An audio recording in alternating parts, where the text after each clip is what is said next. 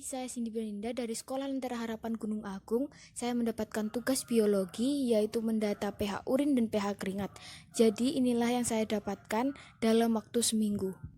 Mengapa sih setiap harinya pH urin, pH keringat dapat berbeda-beda? Karena makanan dan minuman yang kita konsumsi itu sangat berpengaruh besar terhadap urin kita, keringat kita. Kemudian kesehatan ginjal juga sangat berpengaruh juga terhadap hasil yang kita dapatkan.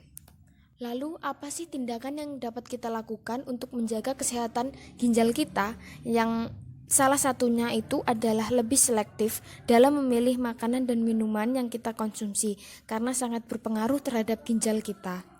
Jadi faktor-faktor yang dapat mempengaruhi kesehatan ginjal kita adalah yang pertama, rutin minum air putih. Yang kedua, mengurangi konsumsi garam minimal 2,3 gram per hari. Yang ketiga adalah tidak menahan kencing, karena menahan kencing mendapatkan dampak yaitu penyakit batu ginjal. Jadi bagaimana sih hubungan makanan atau minuman yang kita konsumsi terhadap urin kita? Jadi, makanan dan minuman yang kita konsumsi sangat berpengaruh terhadap urin kita. Misalkan kita mengonsumsi makanan pete, jengkol, dan sejenisnya, karena mengandung konsentrat asam amino yang tinggi yang mempengaruhi urin dari bau, kemudian ketika kita kurang minum yang berpengaruh pada pH dan warnanya. Jadi menurut data yang sudah saya dapatkan, urin saya tidak ada yang termasuk tidak normal. Urin saya rata-rata ber-pH 6, sempat ber-pH 5. Namun menurut sumber yang saya dapatkan, halo dokter, masih tergolong normal. Saya melihat kehebatan dan kemahakuasaan Allah dalam menciptakan ginjal dan kulit. Tuhan juga sangat mengasihi kita. Buktinya sendiri, Tuhan memikirkan hal-hal kecil yang sangat sulit untuk kita pikir, seperti proses pembentukan urin dan keringat, yang sangat penting untuk kita dan tubuh kita. Saya melihat kehebatan dan kemahakuasaan Allah dalam menciptakan ginjal dan kulit. Tuhan juga sangat mengasihi kita. Buktinya sendiri, Tuhan memikirkan hal-hal kecil yang sangat sulit untuk kita pikir, seperti proses pembentukan urin dan keringat, yang sangat penting untuk kita dan lalu apa sih tindakan yang dapat kita lakukan untuk menjaga kesehatan kulit kita? Yang pertama itu mengonsumsi air yang rutin. Yang kedua, makan makanan sehat seperti yang mengandung vitamin C, E, B, dan vitamin D. Hal kecil yang sangat berdampak yaitu mandi yang rutin yang sesuai dengan anjuran. Jadi apa sih faktor-faktor yang mempengaruhi kualitas dan kuantitas keringat? Nah, yang pertama itu kuantitasnya itu adalah lingkungan yang panas, aktivitas yang berlebih, perasaan emosional, misalnya stres, bahkan makanan panas dan pedas. Sedangkan kuantitasnya adalah jumlah minum makanan yang kita konsumsi juga mempengaruhi jumlah keringat yang keluar pada kulit manusia. Kita memiliki tanggung jawab dan tugas yang besar untuk menjaga kulit, ginjal, dan sistem ekskresi yang lain. Ketika kita telah berusaha melindungi kesehatan sistem ekskresi, itu adalah bentuk ucapan syukur kita kepada Tuhan. Jadi yuk jaga kesehatan sistem ekskresi kita. Kemudian ada struktur ginjal pada manusia. Seperti gambar berikut, ada arteri. Arteri adalah pembuluh darah yang mengalirkan darah dari jantung ke ginjal. Kemudian ada vena. Vena adalah pembuluh darah yang mengembalikan darah yang sudah disaring ginjal menuju jantung.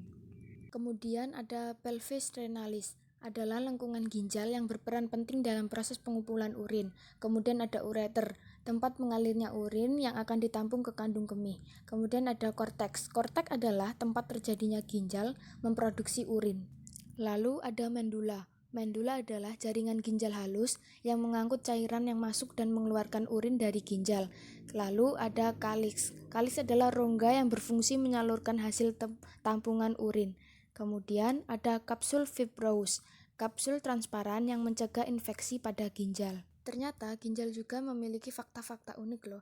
Yang pertama yaitu manusia memiliki 2 ginjal, namun ternyata kita masih dapat hidup hanya dengan 1 ginjal. Terus yang kedua ada setiap menit ginjal menerima aliran darah kurang lebih 1000 ml. Lanjut, kemudian ada struktur kulit pada manusia. Jadi, seperti gambar berikut, ada bagian-bagian seperti rambut. Rambut mengatur dan mengendalikan suhu tubuh manusia seperti panas, dingin, kemudian ada kelenjar sebasea. Kelenjar yang berukuran kecil penghasil minyak di kulit. Kemudian ada pembuluh darah. Pembuluh darah memudahkan pertukaran oksigen dan karbon dioksida di antara sel darah merah dan jari jantung. Kemudian ada jaringan lemak, jaringan tempat kelenjar lemak dan juga sel-sel kolagen. Kemudian ada kelenjar keringat, memiliki dua jenis yaitu ekrin. Ekrin adalah keringat yang cair dan tidak berbau, sedangkan aporin lebih pekat dan mengandung lemak seperti ketiak dan yang lain-lainnya. Kemudian ada saraf, tempat menerima rangsangan untuk disampaikan di otak, lembut, kasar, atau sakit.